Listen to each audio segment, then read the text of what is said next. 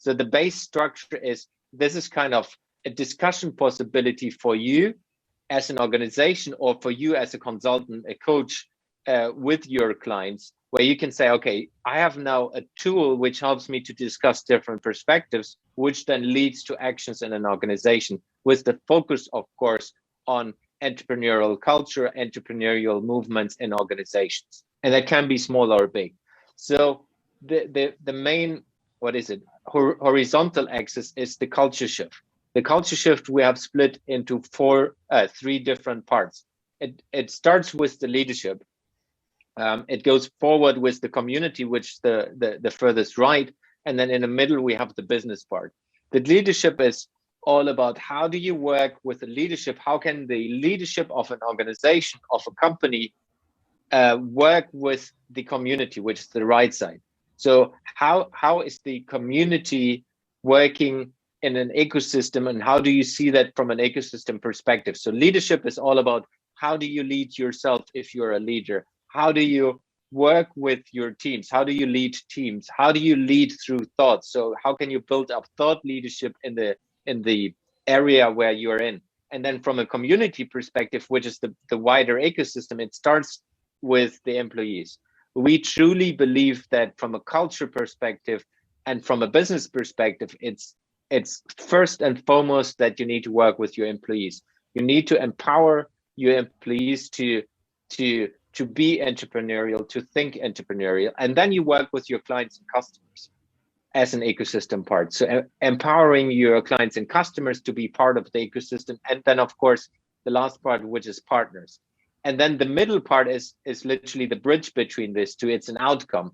So it's what is your business about, and how is your business model driving success for you as a company in a total space. So this all together, melted together, will bring a culture shift into every company if you focus on this, because a lot of companies are just starting with the middle point.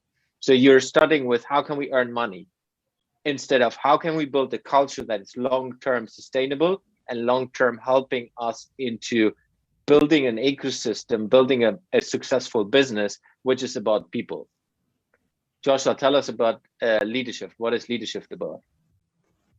Yeah, and Jens, I sort of love the way that you sort of ended off there with the word ecosystem. And I think that that's really something that we try to bring out with this grid, is to showcase that it's all interconnected, and then various different parts that you need to think about inside of using entrepreneurship inside of your organization. So without going too deep down that rabbit hole, I'm going to move over to leadership. And leadership consists of, as you can see on the screen, 3 separate elements.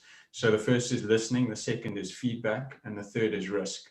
And it really all starts when we start our thinking around this is with listening, is because inside of a shifting environment where you're engaging with different leaders, both from a young and an experienced generation, you need to listen. You need to actively listen in terms of the problems that you're trying to solve, but also pay attention to how you're listening and what does that allow you to then enable and to unlock as well. From a second element, we then talk about feedback. So how can you embrace feedback in terms of your activities that you're doing? How can you build feedback systems and thinking and loops into your ways of operation, and also use that to then unlock future decisions and even current situations that you find yourself in? And then the last one is around risk. So how we think about risk inside of this grid is we say, what is the risk of not doing something? Because sometimes when we think about risk as humans, is that we avoid it because we don't like to pay attention to it, and we try and remove the risk from the situation. But actually, by not engaging in something, you run the risk of not having that upside, or not exploring that avenue that may produce far substantial returns from, if you think about it in an investment standpoint, than not taking that, or rather than veering away from that risk, if that makes sense. So I think why we pick those 3 specific things from a leadership perspective is because you actively need to listen, you need to embrace feedback, and then you also need to ingrain the risk-taking culture inside of the way that you take decisions going forward. Because inside of those things, if you then look at combining them all together, you then create a stronger foundation for you to actively take decisions and also think about leadership that's required to take you going forward as a business. Yeah, awesome. And then we have the bubbles in the middle. I think we called them catalysts. Was it right? Yeah. So little catalysts. And the catalysts are sort of, they again, you might think of them as buzz terms or buzzwords. And I think that's maybe something just to center your thinking around. So if you go from left to right, and we'll start with the top one, and change. So we've got change, growth, opportunity, and engagement.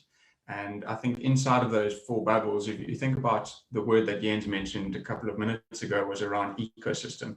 So if you think about now, you've got a culture shift and you've got leadership. Inside of each of those, you've got three specific elements, which then all link to one another. And if you take those four catalyst bubbles or those four catalyst words, how do you then start building out that at a far more granular level inside of your own organization? And like Jens mentioned at the start, is that this is really a grid. It needs to be applied in different scenarios, and it needs to be tailored to the specific problems or the specific elements inside your organization, or even you as an individual that you're trying to unlock.